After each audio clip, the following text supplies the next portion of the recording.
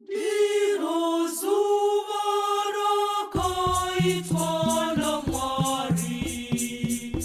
Ndiro zuva rakaitwa naMwari. Sezvo makamuka pamwe naKristu, ngatifarei kwazvo, tsvakai zvokumusoro. Zuva rakaitwa naMwari. Ndiro zuva rakaitwa naMwari. Sezvo makamuka pamwe naKristu, ngatifarei kwazvo, tsvakai zvokumusoro. Kristu wayana yedu yaMwari, yakapirwa pamusana pedu. Zuva rakaitwa naMwari. Ndiro zuva rakaitwa naMwari. Sezvo makamuka pamwe naKristu, ngatifarei kwazvo, tsvakai zvokumusoro. Muri vapiriri vatsvene, kuti mugamuchidze mupiro kuna Mwari. Zuva rakaitwa naMwari.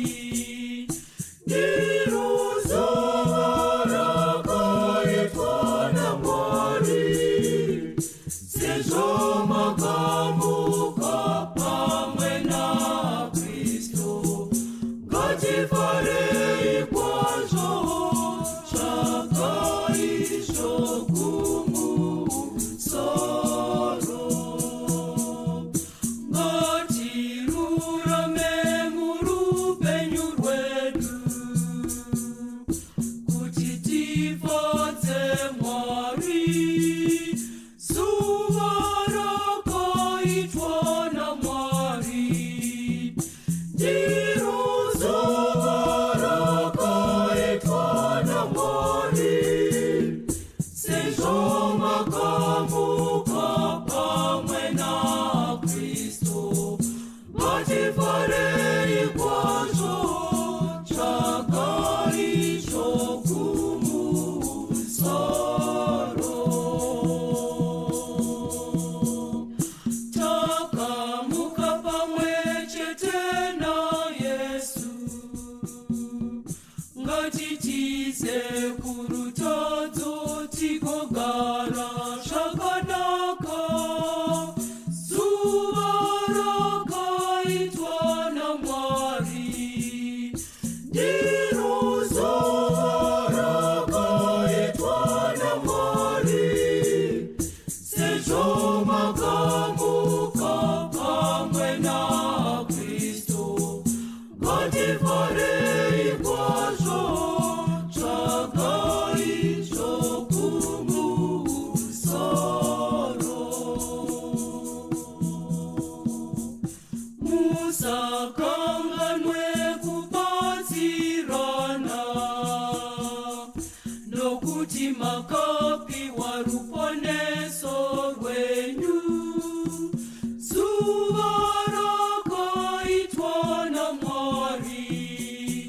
Ndiro zuva rakaitwa naMwari. Sezvo makamuka pamwe naKristu, ngatifarei kwazvo, tsvakai zvokumusoro.